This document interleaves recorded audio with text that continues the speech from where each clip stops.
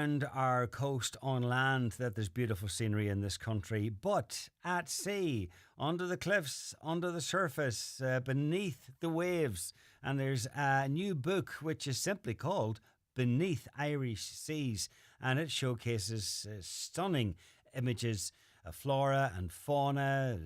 There's majestic basking sharks, there's beautiful coral reefs, and this is the work of Nigel Motyer, who has been diving and photographing Irish seas since the 1980s. And he has a huge portfolio of underwater imagery. And his photography is featured in different publications over the years, including National Geographic. I'm delighted now that Nigel joins us on the line. Nigel, good afternoon. Good afternoon. How are you? Good, good.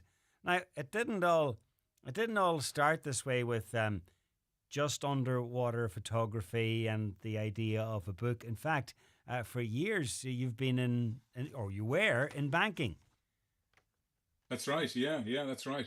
I started to learn to dive when I was 16, and around that time, then shortly thereafter, I left school, and Dublin in the 1980s, there wasn't much in the way of work around, and I filled out application forms for all the insurance companies and all the banks, and ended up working in a bank, and I did that for many years, and then I suppose over time I moved through different organizations, and that gave me the freedom at one point to be able to decide that I've had enough of this. Hmm. What I really love and what I'm passionate about is being underwater and taking pictures and showing people what that's about. And so 3 years ago next March, I left work and decided one of the things that I wanted to do when I had stopped doing my financial services career was try and put together a book of my photography. And the natural thing to do was to start with the home waters in Ireland, because I think that's the thing that is most surprising. I think people genuinely, when they see the book, the reaction tends to be, I just didn't know it was that colorful. I didn't know there was that much stuff in the water to see. And so that's where I wanted to start. Well, this sort of imagery we normally associate it with warmer climates, with warmer waters, I suppose, and somewhere, I don't know, over in the Caribbean or somewhere in Asia. But go below the surface here, and as we can see in the book, there's beautiful images and there's beautiful things to see, as good as anywhere Yeah. else you'll find in the world. It's extraordinary. The interesting thing about when you go underwater in Ireland, the first probably 10, 12 meters of water is covered in plant life. So when you look in, it's dark and it's green. But when you get below that, there isn't enough light to support the plants. And so it's the animal communities that take over, and they're incredibly colorful. So, you're talking about different types of corals, different types of invertebrates, anemones, sponges. These things are extraordinarily colorful. And when you're underwater and you put lights on them, you bring lights underwater, you can light up the actual color that the reefs are. And that is an extraordinary experience, and you show a reef wall, and particularly, I noticed up in Donegal, right? So Donegal has some of the clearest water in Ireland, and the reason for that is because it's closest. It's part of the coast that's closest to the continental shelf. So you have this clear oceanic water coming in, and it hits this shallower shelf around the coast of Ireland, and our coast around Mayo and Donegal and parts of Northern Ireland, that clear blue water comes in and it hits that coastline, and so you can get extraordinarily beautifully clear water, and the light levels get down deeper into the water at that point, and you can see incredible things around our coast. It's not just off Donegal that you've been diving. You've dived in waters right the way around the coast. Any particular spots for favorite spots for diving? You don't have to say Donegal. It's okay. Yeah, no, I love, but I do love Donegal. Look, so that you're right. We've divided the book into four areas. So there's the East Coast where I live. I live in Dublin, and there's a lot to love there. But the truth of the matter is that on the East Coast we've a lot of rivers running into the sea there, and so a lot of sediment in the water, and so the visibility tends not to be as good. But there are some amazing things to see because some of the animals are more habituated to people. So the seals, for example, in Dublin Bay are like brilliant to swim with because they will swim with you and they're interested in you. They're curious about you. Whereas if you see seals on the west coast of Ireland, where the water might be clearer, they're more nervous of you. And you'll see them, but they'll be further away. Okay. Um, but so I love swimming with the seals in Dublin Bay. I love the color and drama of the southwest coast, Cork, Kerry coastlines. One of the other things we do in the book around the Clare coastline, where where the Burren kind of runs into the sea, that's all limestone and extraordinarily beautiful underwater because the limestone is eroded by the seawater, and you get these caves and swim throughs and shells and cracks, and they're packed with life, packed with color. But one of the things they've discovered there in the last number of years is, for some reason, and we don't know why, it is an area where basking sharks have gathered, and in huge numbers, massive, like hundreds and hundreds of basking sharks gathering there in kind of August and September, probably to mate. That is probably what they're doing, although we haven't actually seen that behavior yet. And so I suppose to answer your question, really, do I have a favorite place? It's generally the last place I dived, Right. but there is like there's something to recommend every part of the coastline if you just look. If you look into it, you'll find something extraordinary under the water everywhere. You mentioned basking sharks, and there's some stunning images of basking sharks in the book.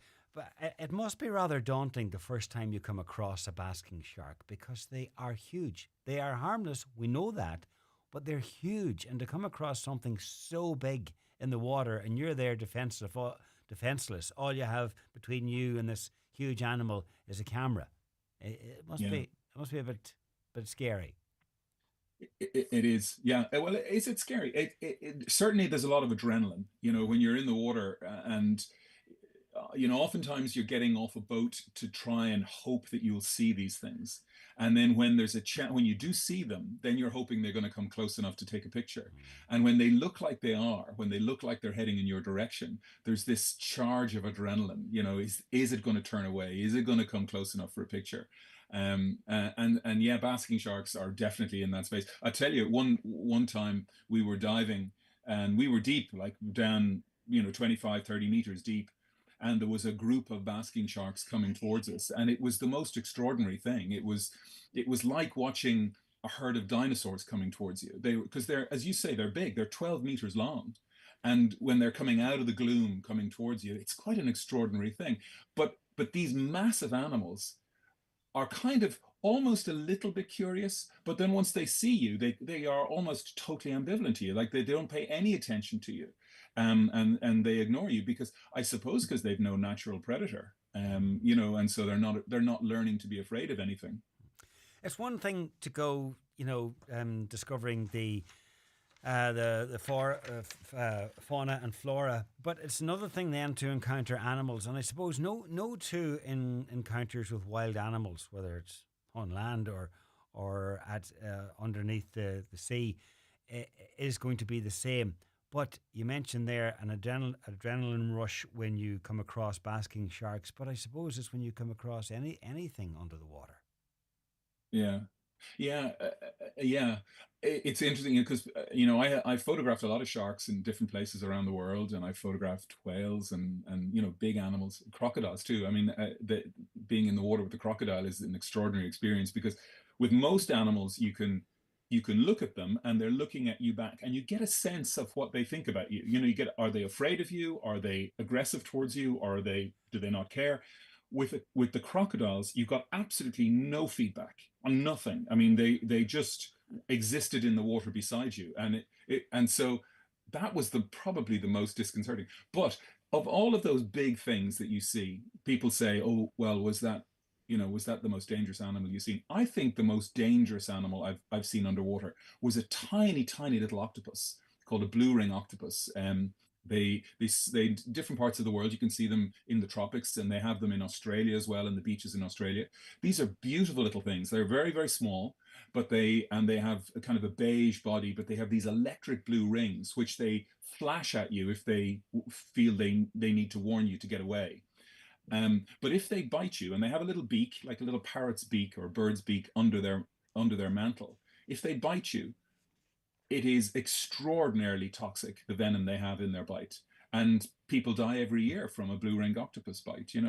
But so when people say, well, you've seen sharks and things, big things, what's the most dangerous thing? It's always a bit of an anticlimax. But I think it's things like that that are the most kind of dangerous. The way you're describing it there, I'm guessing that some of your dives have almost been like a David Attenborough program in real time, in real life. Where did your fascination come from, David Attenborough, or was it watching other nature programs, or where did the fascination with the underwater life come from? Yeah, unfortunately, I probably predate David Attenborough. John, he did a program. One of his first programs was Life on Earth in the '70s, and I was a massive fan of those. I mean, who wasn't in those days? Massive events when a BBC did a big wildlife documentary with Attenborough. It was extraordinary, and it still is. Every program he does. He has the best cameramen, the most extraordinary sequences, beautifully put together, music, pictures, images. It's an extraordinary thing. But actually, when I go back, when I was a very small kid, in 1972, a film came out called Blue Water, White Death, and I'd say 5 or 6, and a poster went up in our local cinema for that. It was a documentary for that film, and I begged my parents. There was a picture of a great white shark on the front, and I begged my parents to take me to that. And they were like, "Well, it's a documentary, and you're 5." They were imagining that I would be bored within minutes, but actually, that movie did something for me. It was an interesting story, and in many respects, it kind of mapped a little bit like me. The guy who was in it, the main protagonist, was a banker. He was a very wealthy New York banker, and he decided one of the things he wanted to see was a great white shark. So he put together a team of people to go and find one, and he did. He found one off Australia and filmed it, and it was an amazing film. But it was the lifestyle that you saw on screen that I thought was incredibly attractive. And so when I got an opportunity to learn to dive, I jumped at it. So little did you realize at the time just how what an impact that film would have. So you mirrored the character and you went into banking, and also you got to swim with sharks. You found your own sharks. Do you Yeah. miss? I mean, banking was very lucrative for you, and you had a long career. Do you ever miss it? You're out of it a few years now. No, never miss it. Never miss it, John. I'll be straight with you. I left the office on a Friday, and by the following Friday, I was on a plane to Indonesia, and I spent a month diving in the reefs in Indonesia, and I have not missed it for a day. I still, my wife and I often, we wake up and we often comment on the fact that, can you believe we do not have to do that again? And it's now coming up to 3 years. So not for a second have I missed it, and we are very grateful every day that we now get to do the life that kind of is renewing of us rather than I always often think there's a great line in the George Michael song. I can't remember the name of the song now, but the line in the song is, yeah, it filled my pockets but emptied out my soul. And I think that's what that job did. It was lucrative. It was, and I'm grateful for that. But it wasn't me, and I didn't love it. And what I found is, since I left it, I life has become infinitely more enjoyable. Personally, I'm much more content and grateful for the life I can live now. Okay, well, you're putting your spare time to good use now for sure, and we can see the results of it. The book is out now, beautiful hardback, Beneath Irish Seas: The Hidden Wonders of Ireland's Amazing Marine Life. Nigel Motyer, thank you very much.